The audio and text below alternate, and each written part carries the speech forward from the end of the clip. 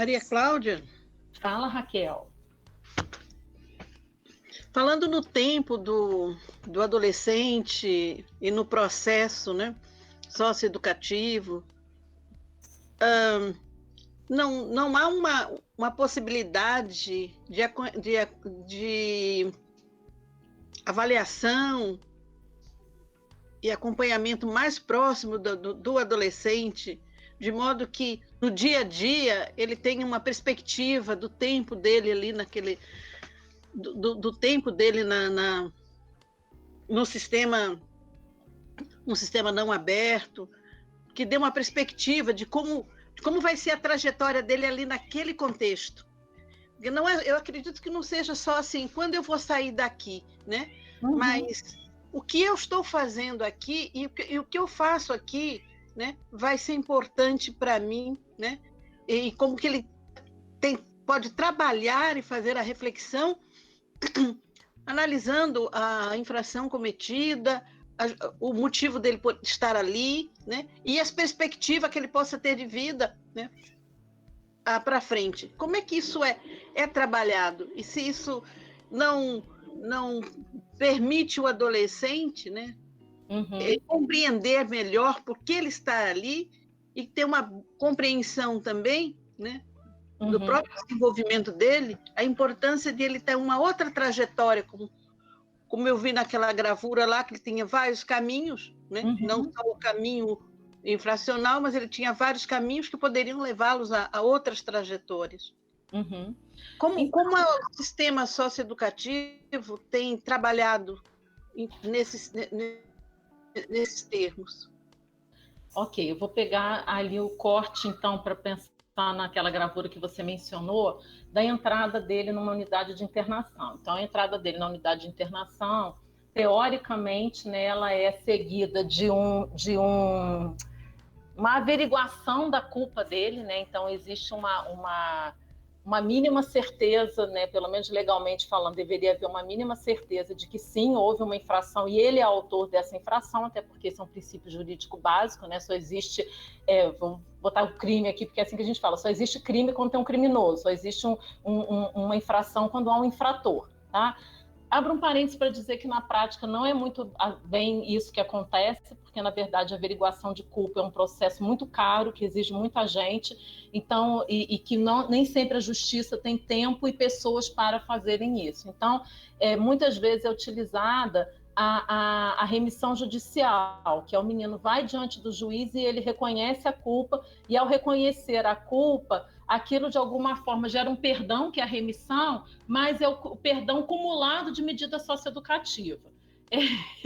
Aí a gente começa a entrar nas frestas, digamos assim, nos entremeios, né? Mas eu nem vou entrar no entremeio, não, eu vou ficar no básico. Mas, enfim, ok, ele reconheceu que ele é culpado, então foi prescrito, o que foi prescrito foi a execução de uma medida de internação e ele é encaminhado para a unidade tal, que teoricamente é a mais próxima da casa dele.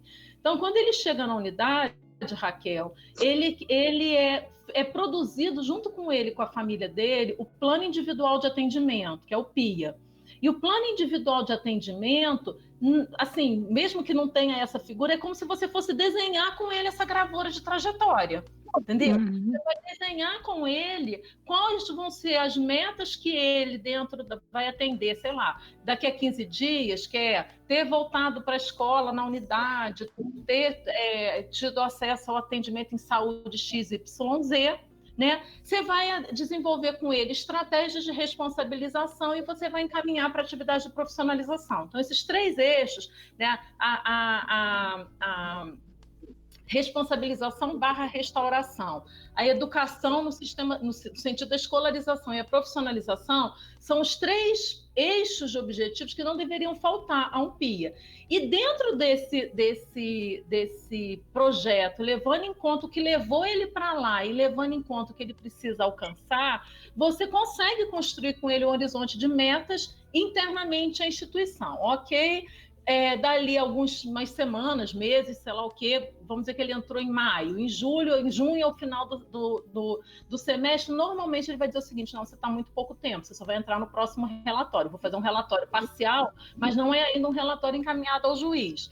Aí, no semestre, que é o que vai preceder o Natal, digamos assim, existe uma nova rodada de avaliação mais global da unidade, e aí é indicado à justiça que ele seja contemplado ou com uma progressão de medida, que significa sair da internação para uma semi-liberdade ou para uma LA, ou mesmo a extinção da medida, porque, por exemplo, às vezes alguém da família consegue um emprego para o adolescente e ele não consegue ficar numa semi-liberdade trabalhando, ao contrário, ele vai trabalhar num lugar longe de casa, para ele é legal uma semi-liberdade, porque ele vai ter onde dormir mais perto do trabalho, se ele for encaminhado. Então, isso tudo é considerado e é concedido uma progressão de medida.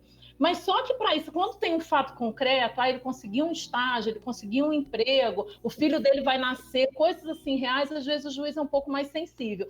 Mas às vezes acontece que não tem um fato muito material, assim, uma coisa bem concreta para ser julgada, para ser avaliada em termos dos indicadores de mudança desse menino, dos indicadores de desenvolvimento dele. Então, às vezes, pode acontecer do técnico de referência, né, o responsável pelo PIA, indicar uma mudança, mas o juiz ou junto com o promotor não autorizarem, porque entenderem de uma outra lógica, que às vezes não é a lógica da psicologia ou a lógica da assistência social, que ele ainda não atendeu. E isso realmente é muito frustrante para o adolescente, porque ele começa a viver a sensação de que não adianta nada, que ele foi legal, que ele ficou ali, que ele não trouxe droga para dentro, que ele não foi mal criado, que ele ficou quietinho, que não sei o que isso não adiantou para nada, porque ele foi punido com a necessidade de ficar. Há técnicos de referências que tentam fazer, às vezes passou 2 meses, eles fazem alguma alteração no relatório e mandam de novo, para ver se sensibiliza.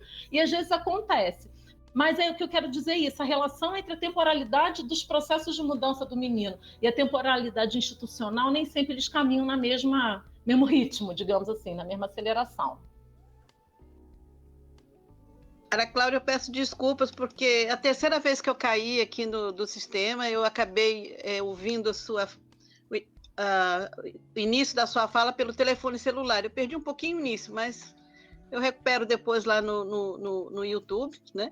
Tá bom. Mas é a terceira vez aqui, mas eu acredito que você tenha respondido. Muito obrigada, né? Atendeu aí a minha dúvida. Obrigada. É a terceira vez que eu caio aqui nessa reunião. Não, as internets estão muito complicadas, Raquel, por conta de muita gente usando, não está fácil para ninguém, não. A gente entende perfeitamente. Eu mudei de operadora, de qualidade, mas ainda continuo com problemas. Obrigada. Nada.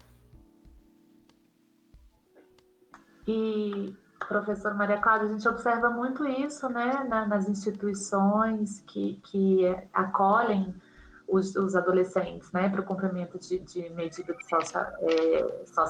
socioabertas, socioeducativo, né, no meio aberto, por como se tivessem já politicamente, né, olhando só o fato de receber os adolescentes como se já tivessem, de fato, tendo um posicionamento político para a transformação social, quando, ao passo que a gente observa, mesmo instituições que têm funções belíssimas sociais e tudo, que buscam, né, essa luta aí por direito, que acham que simplesmente colocar o adolescente dentro de uma instituição muito legal e permitir a socialização dele com outros servidores, aquilo traria como se um trabalho voluntário, né, para homens, por exemplo, autores de violência, aquilo por si só seria uma psicoeducação, né? Então, a gente é muito complicado, a gente fica muito feliz, assim, enquanto defensoria, porque a gente teve uma trajetória, né, também de mudança aí dessa perspectiva que você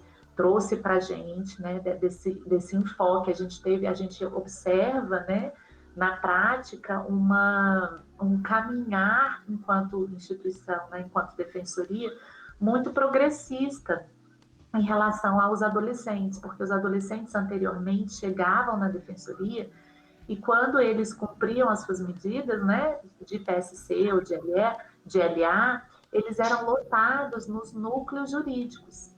Então, eles pegavam xerox e tudo, né? Às vezes não eram assim, acolhidos, né? Nas suas, muito pelo contrário, às vezes muitos servidores, ou mesmo, né, defensores poderiam ter algum estigma e tudo. E hoje, desde o ano passado, a gente conseguiu, né, esse grande feito, que é, de fato, assim, que esse cumprimento tenha essa perspectiva crítica, que seja feito, né, de forma pedagógica, né, mais focado, assim, na questão, realmente, da pessoa dentro do seu contexto e dentro dos outros, né, marcadores. Então, a gente tem todo esse cuidado, né, de atrelar também o afeto. A gente não acredita, né, em vínculo sem conexão e emancipação, sem esse afeto mesmo, né? E sem essa possibilidade de reflexão. Então, assim, mudar uma cultura que às vezes a gente tinha que fazer, estava nos nossos planos anteriormente, fazer seminários para sensibilizar os nossos servidores e defensores, né, Camila, para receber. Camila também está aqui, é gerente lá, né, do psicólogo. Bom dia, gente. Eu sou a Camila, a Roberta está citando, e realmente, Roberto, quando você fala assim que é um progresso, e desde de trás, ainda que eles fossem para o núcleo, né, para ajudar na parte administrativa, também foi um progresso, porque a gente tentou sensibilizar essas pessoas, né, que ainda tinha esse olhar preconceituoso para esse público. Então, é um trabalho de formiguinha mesmo. E aí, assim, já finalizando, porque eu fiquei muito feliz na fala da professora Maria Cláudia, quando ela traz que os processos, né, o caminhar, né, podem ser os mesmos, né, mas os resultados vão ser sempre individuais e de acordo com que... E a gente observa que em qualquer processo, né, até esse aqui de resultado, seja de cognição, de comportamento, de aprendizagem, né, que seja uma aprendizagem informal, é fruto do relacionamento, do que a gente pensa, né, e da realidade que a gente está inserido.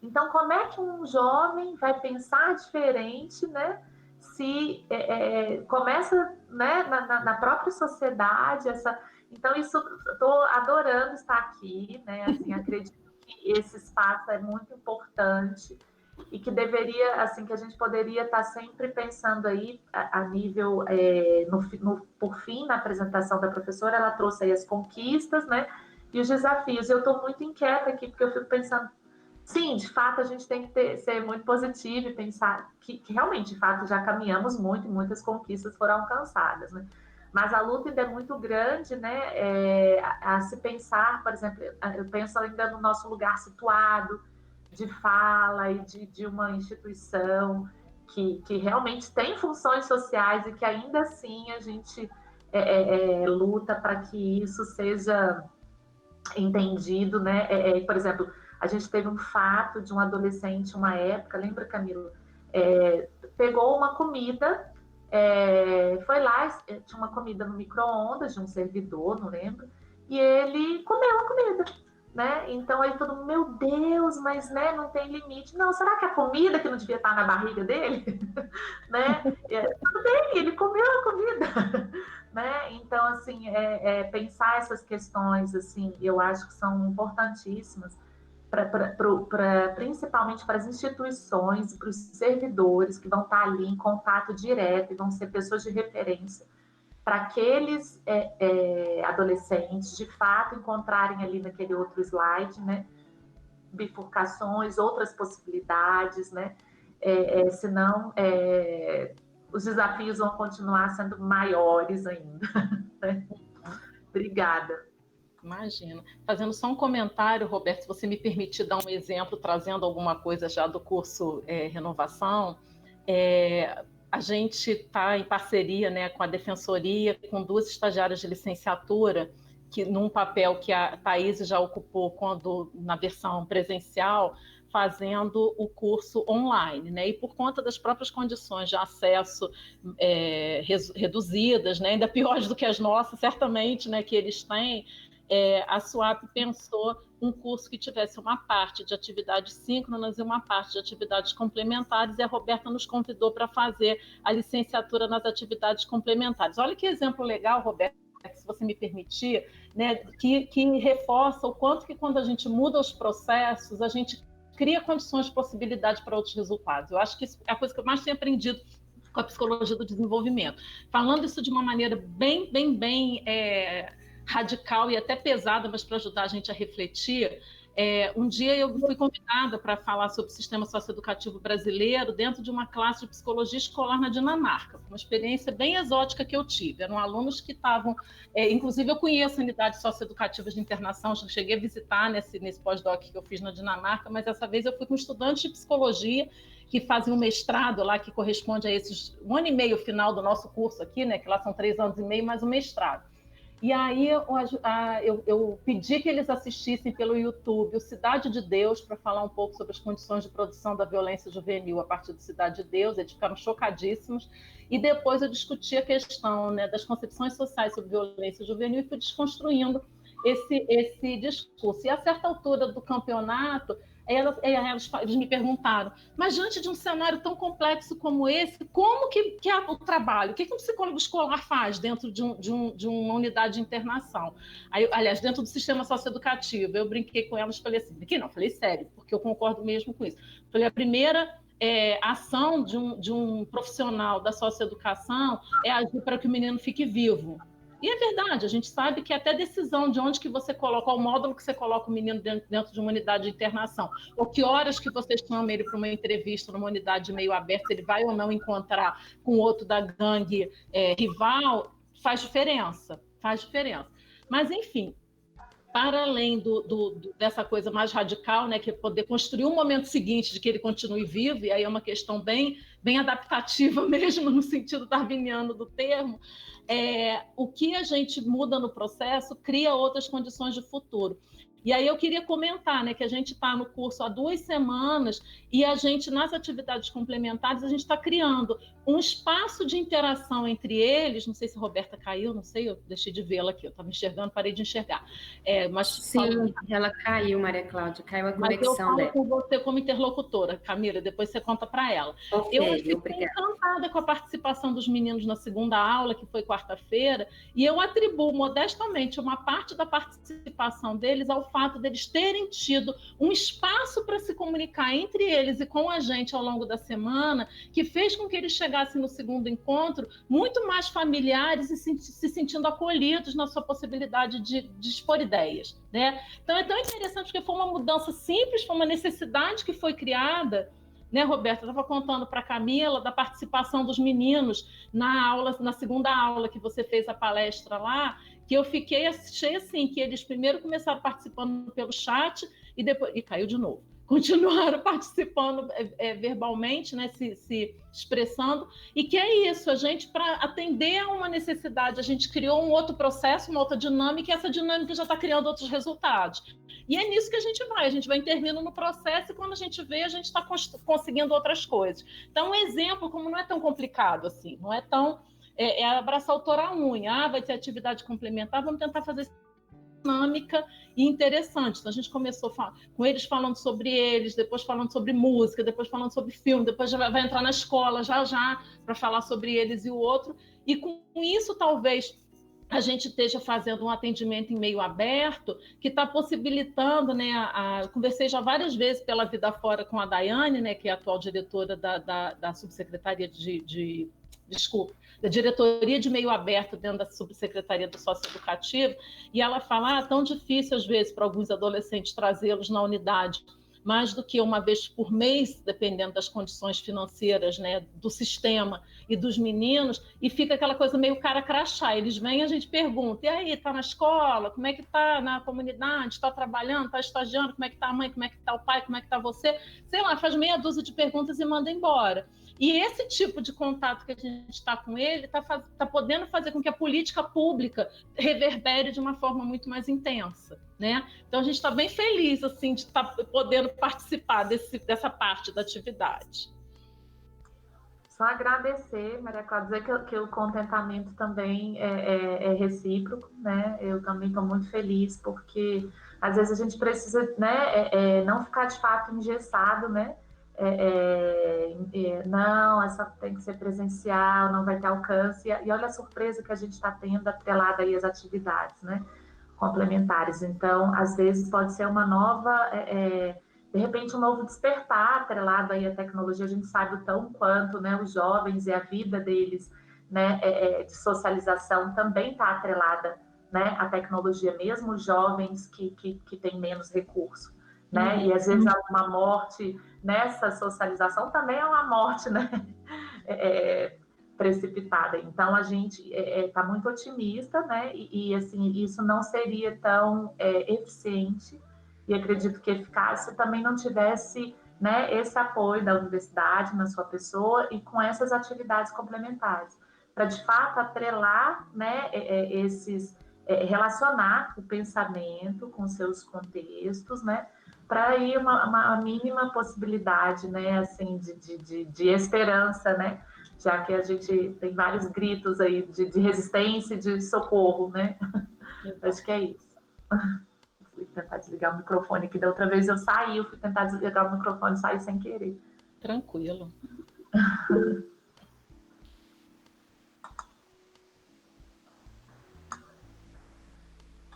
Professora?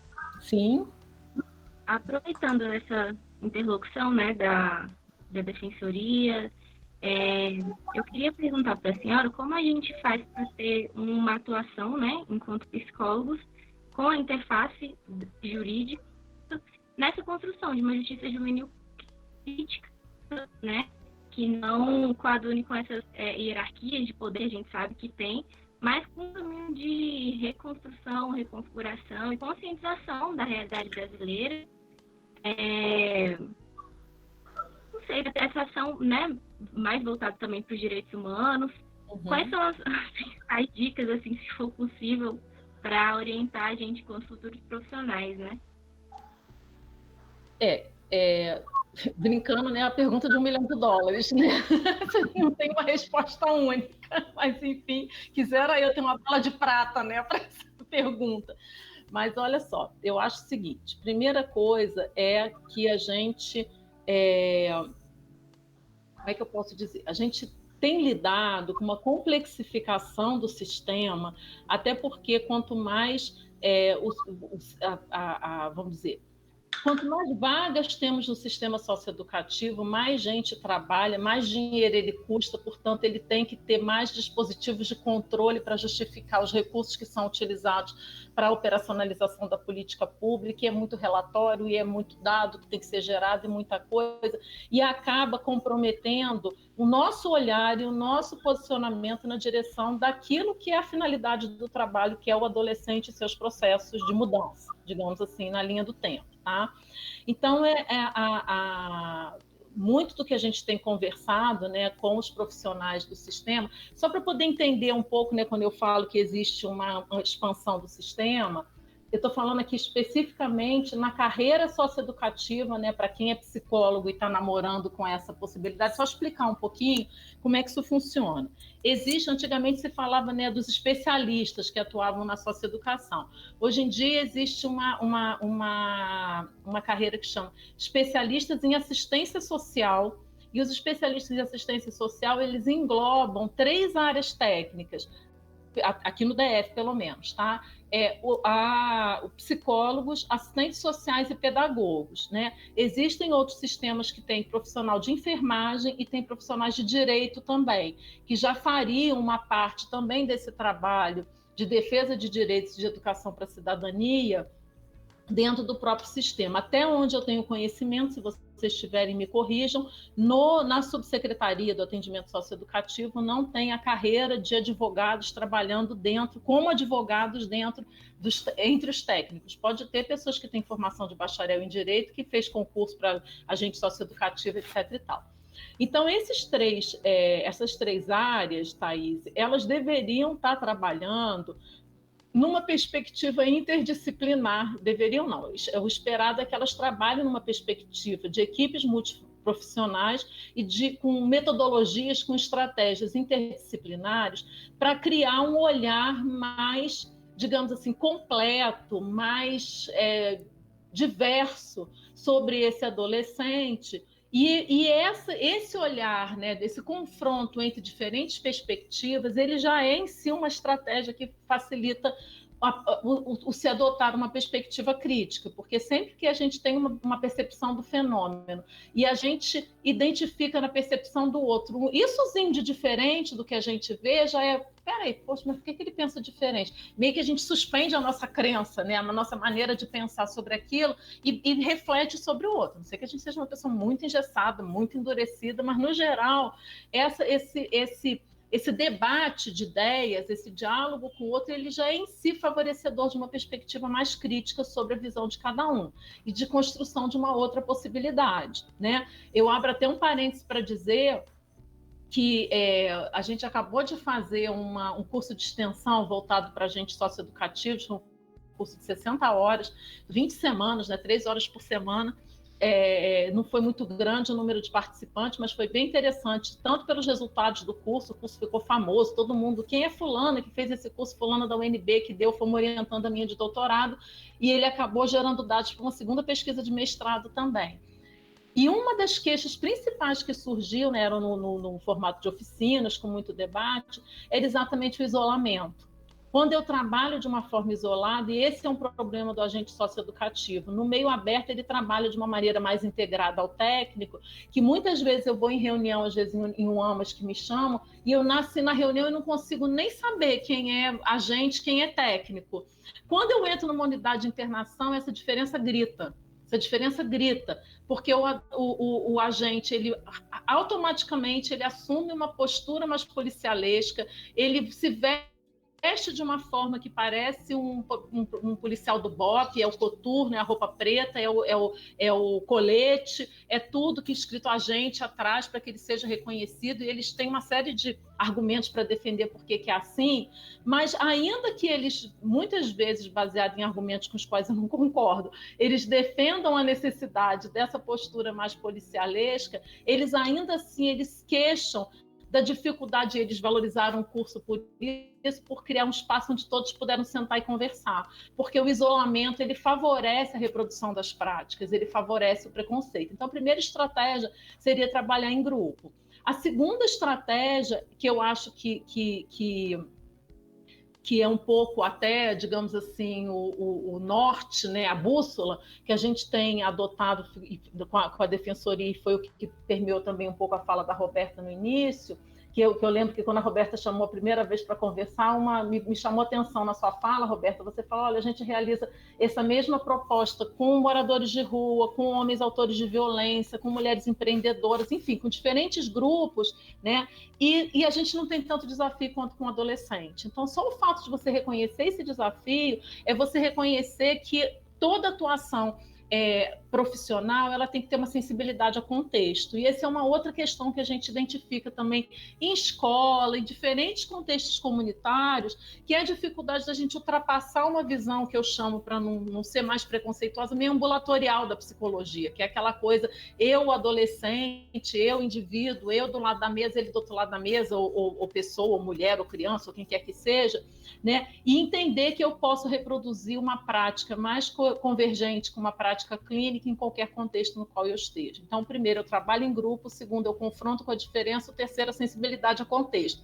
Se essas três coisas puderem acontecer, né, entender que o trabalho do psicólogo extramuros, o psicólogo que não está apenas dentro de uma sala, né, esperando que o problema venha até ele, que o sujeito traga até ele o problema, mas que vai numa perspectiva de mudar a realidade por meio da sua intervenção, já está trabalhando numa perspectiva crítica. Então, não é tão difícil, né? E aí, tudo bem, a gente vai aprofundar teoricamente, a gente vai ler Mabembe, a gente vai ler Agamben, a gente vai ler Goffman, a gente vai ler os autores que têm sustentado uma perspectiva crítica, beleza, mas a matriz de um pensamento crítico, de uma atuação crítica, a gente já está colocando em prática. Já vai começar a ser aquilo que a gente fala assim, nossa, eu não sabia nem o nome, mas já estava fazendo isso, não sabia o que era, mas era bem isso que eu estava fazendo.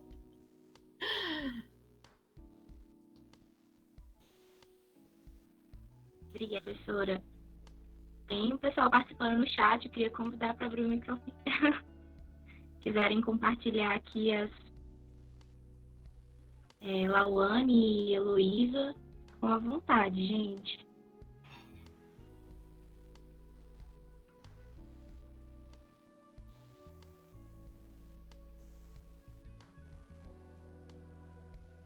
A Heloísa traz aqui a questão da proposta pedagógica, né, do atendimento socioeducativo e a resistência que se encontra quanto à visão de alguns gestores, né? É fato mesmo, mesmo gestores que no discurso público, às vezes fora, né, do ambiente de trabalho, a gente reconhece neles posicionamentos críticos, eles acabam sendo, vou usar um termo da justiça aqui, cúmplices, né, de diferentes formas de preconceito que às vezes acontecem dentro do sistema. Eu vou pegar aqui um exemplo bem comum dentro do sistema socioeducativo, e para a gente refletir um pouco sobre a questão da dificuldade de se lidar com, de ultrapassar a questão do preconceito, né? Vou pegar uma situação que eu vivo desde que eu trabalhei na supervisão de estágio dentro do CAGE, que é o punir o adolescente que teve uma ocorrência infracional proibindo ele de ir à escola. Né? Isso é um exemplo bem interessante da gente de pensar. Então, a gente está falando de um sistema que oferece bem poucas alternativas, e a escola ela passa a ser vista no campo, né, complexo das representações sociais dominantes do sistema, não como um direito à escolarização, mas como um bônus, como uma oportunidade em que eles não estão dentro da cela, que eles não estão algemados, que eles podem rir, que eles podem expor as suas ideias, que eles podem...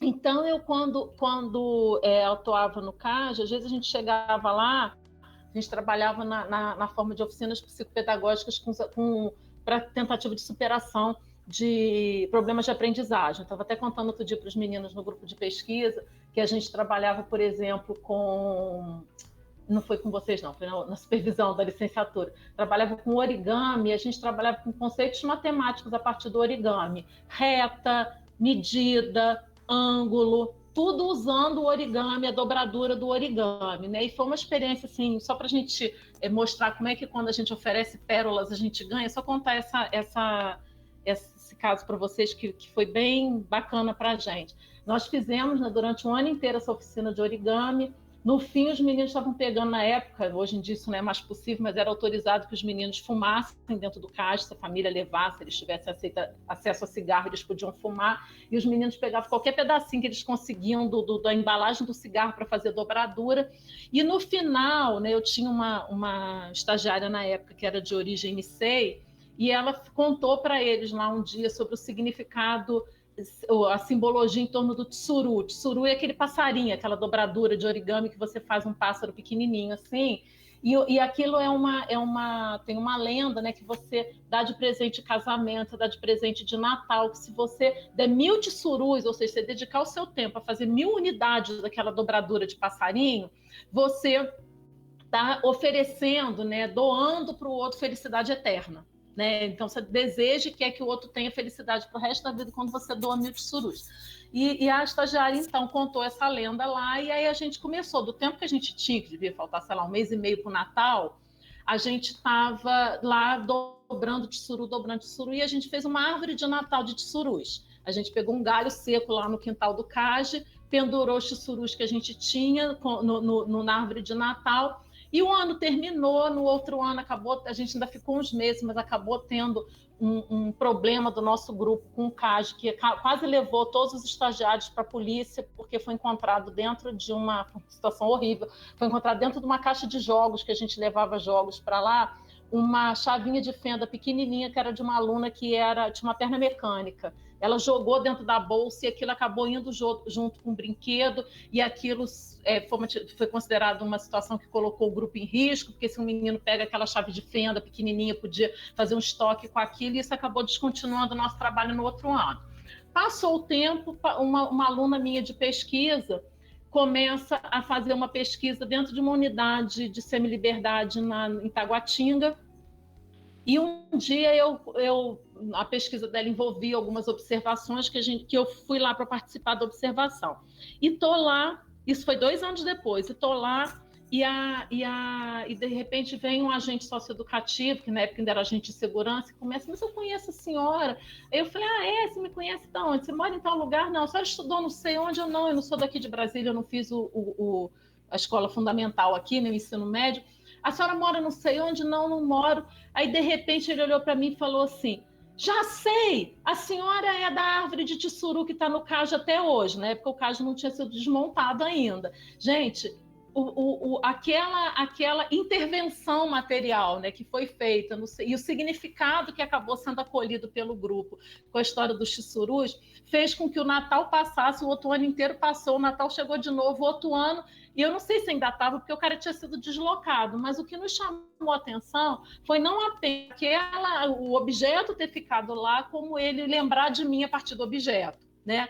E aí eu já nem sei mais por que eu estava dando esse exemplo, mas o que eu estava dizendo, já lembrei, era que a nossa atuação naquele momento era na escola. E quando os agentes chegavam e diziam assim, os adolescentes do módulo tal não se comportaram e eles não vão poder assistir a aula hoje, eu perguntava para a psicóloga, a gente vai permitir isso? Né?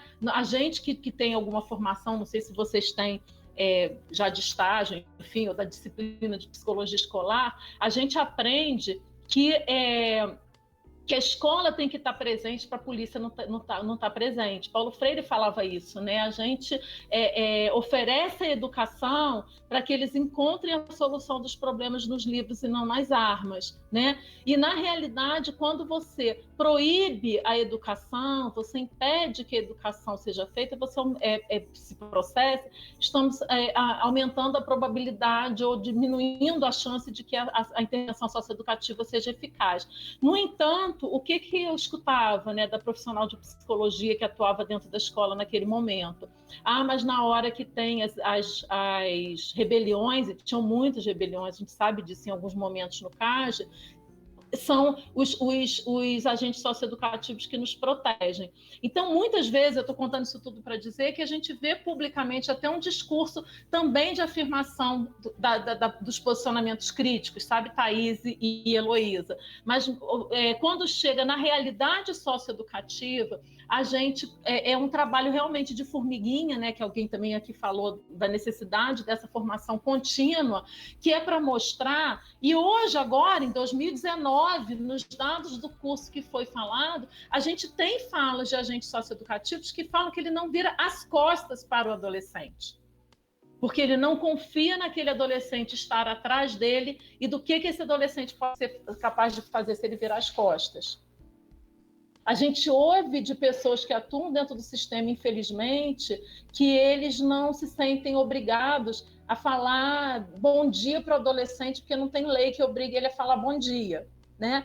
E a tônica toda desse trabalho construtivo com eles nesse curso, que não foi por outra razão que ele se estendeu por várias semanas, né? Foram 5 meses de curso, foi para que também a gente tivesse tempo para que outras sensibilidades pudessem ser suscitadas e que outros processos pudessem se fazer presentes. O curso foi um sucesso, todo mundo gostou, tem projetos de desdobramento do curso que estão acontecendo, coordenados por esses agentes, e que a gente consiga mudar também a percepção do gestor sobre como que esse agente, que ao fim e ao cabo é quem está interagindo com esse adolescente, ele está lá dentro do módulo junto com o adolescente. Alguém aqui já entrou no módulo de uma unidade de internação? O atendimento em meio aberto é muito diferente, né? Camila, talvez você saiba falar muito melhor do que eu. Mas um módulo é como se fosse assim, um modelo é como se fosse uma casa. Ali tem o quarto de 2 adolescentes, que nunca tem 2, tem 3, tem 4, tem banheiros, tem uma sala de descanso, e o agente socioeducativo, na lógica de funcionamento atual, ele faz plantões de 24 horas. Então, durante 24 horas, ele está em contato. Lógico, tem uma hora que os meninos estão dormindo, estão tomando banho, estão comendo, mas tirando esses momentos, eles estão em contato com esses adolescentes o tempo todo. Quanta coisa que poderia ser feita, né? Se fosse instituído uma relação de troca, de compartilhamento, de colaboração, de camaradagem. Mas a força, né, dessas crenças dominantes, que o adolescente é perigoso em si mesmo, é violento em si mesmo, é uma ameaça em si mesmo, é não confiável, é imprevisível, isso é tão forte que nutre, né, e acaba contagiando outras dimensões de que eu quero estar distante dele, se for possível nem falar eu quero. E se desperdiça o momento riquíssimo, como falou a Raquel, que esse trabalho de construção de outras trajetórias esteja se dando, né? Esteja se consumando, né? Infelizmente. Mas tem a Com gente... certeza, Maria Cláudia. E o que eu percebo, assim, é que existe essa rivalidade, né? Que é uma certa rivalidade entre os especialistas e agentes socioeducativos. Eu falo porque eu tenho uma irmã que é agente socioeducativa e a gente entra em embate, nós duas mesmo, porque os psicólogos, assistentes sociais passam a mão na cabeça daqueles adolescentes, sabe? Então, assim, se eles se unissem, né? Só que isso preocupa porque isso dificulta, né? Então, como você falou, é muito importante esse olhar mesmo dos profissionais que estão lá dentro, para eles verem que tem o mesmo objetivo, né? Então, é um desafio mesmo. Uhum. E isso na prática, professora Maria Cláudia, a gente tem um outro projeto também lá na Defensoria, que a gente faz intervenção na própria unidade, né? Então, a gente foi na Unir. E aí, eu sou da época do CAGE. Os meus primeiros estágios foram no CAGE, enfim. Mas essa parte a gente pula, né? Mas brincadeira à parte, me chamou muita atenção, né? Eu fiquei muito feliz de ter a possibilidade de fazer. Então, essa intervenção presencial que a gente faz no Renovação, a gente também fez na Uni, né? E eu estava muito feliz de estar lá com eles, mas assim, o que me chamou mais atenção é que todos os adolescentes, eles têm que andar com a mão para frente ou para trás e cabisbaixos, né? Com a cabeça baixa, porque senão já... Então, assim, tipo, eu sou gordo, eu comi mais um pedaço de bolo, eu vou pro quartinho. E apesar de ter essa configuração realmente das casas e tudo, né? Muitos não estavam... tem toda uma dinâmica, né? De tal grupo, tem o horário do sol, outra coisa, eles ficam a maior parte do tempo dentro das casas, mas trancados, né? Então, assim, que espaço é esse, de fato, né? Que configuração é essa? E essa ainda era a melhor proposta, né? Num espaço, entre aspas, aberto, né? Mas, assim, é muito triste, né? Assim, é difícil. Uhum. Mas assim, eu sei que são muitos os desafios, mas eu queria destacar também que tem trabalhos muito interessantes sendo feitos também, protagonizados por agentes socioeducativos. Tem trabalhos com participação de agentes de formação de orquestras dentro de unidade de internação. Tem trabalhos com participação de agentes socioeducativos vinculado à rádio comunitária, a produção de Instagram, de redes sociais. Tem trabalho com... Esse não existe mais, mas eu acompanhei um trabalho muito legal numa exposição de projetos, há um tempo atrás também, que ele trabalhava o ensino de espanhol. Esse não era agente, era professor, dentro de unidade, que ele trabalhava o ensino de espanhol, colocando os meninos para trocar cartas, aquele negócio de paintball, assim, com estudantes, nesses grupos, que você entra para poder aprender a língua escrevendo e lendo carta dos outros, que ele fazia com os meninos da socioeducação. Tá? Tem um projeto que, enfim, tem algumas coisas muito legais, e assim, tem projetos unindo agentes socioeducativos e professores, para, de vez em quando, vocês devem ver no Correio Brasiliense, adolescente da socioeducação se destaca na Olimpíada Brasileira de Matemática, sei lá o quê. Tem muitos trabalhos na área de robótica, na área de matemática, tudo para essas feiras de ciências nacionais, para essas competições, né? Como uma perspectiva de ultrapassar essa ideia da dificuldade em matemática. Nem todos vão ser campeões, mas o projeto envolve a todos, né? E aqui e acolá a gente tem, que também, assim, eu gosto de falar bastante isso também, a gente tem sempre essa ideia de um perfil um pouco fechado do que seja o adolescente do socioeducativo, que ele é subescolarizado, que ele não sabe se comunicar, que ele se veste assim, que ele se calça assado, que ele isso, que ele aquilo. A gente tem gente na socioeducação que é atendido em programa de altas habilidades, a gente tem situação de ter entrevista com diretora de escola para falar sobre a situação de um adolescente atendido, e ela fala, meu Deus, era o melhor aluno da turma. A gente tem o mito da família desestruturada, não é o caso. Por isso que quando eu comecei falando que tem muitos que são famílias estruturadas, que estão muito bem ok do ponto de vista do suporte familiar, e por isso que eu comecei falando que é muito complexa a trama, e que se a gente puder tirar o adjetivo, né?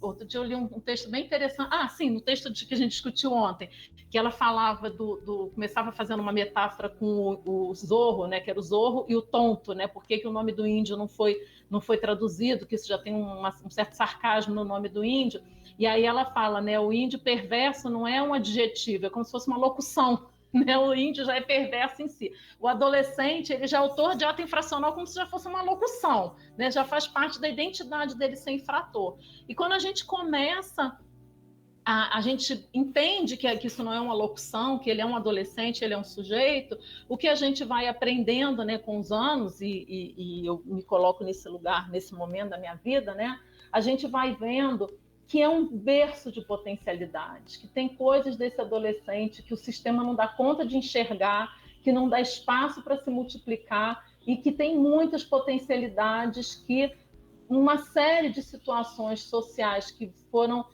concorrendo para a condição de exclusão, foram abortando esse projeto de subjetividade, ou minimizando as possibilidades de realização desse projeto de sujeito que estava ali colocado, e que quando a gente abre uma portinha pequenininha para isso surgir, a gente vê que realmente dentro do sistema o menor problema são os adolescentes. A gente tem vários desafios, eu acho que o menor deles é os adolescentes. E aí é o que isso fica, então, já vou parar por aqui, que eu estou vendo que está indo para meio de 10 já, mas eu queria deixar isso como se o melhor problema é os adolescentes, menor problema, não, o melhor problema é os adolescentes. Vamos deixar a curiosidade, então, para a gente falar dos adolescentes segunda-feira, então. Que ótimo. Eu agradeço, também já realizada que a gente ultrapassou um pouquinho o horário, e espero que a gente consiga continuar essa discussão. O próximo encontro vai ser na segunda-feira, às 8h30, né, gente? Se eu não me engano, não esqueçam de preencher a lista de presença do chat. E agradecer mais uma vez a todos. Espero encontrar vocês.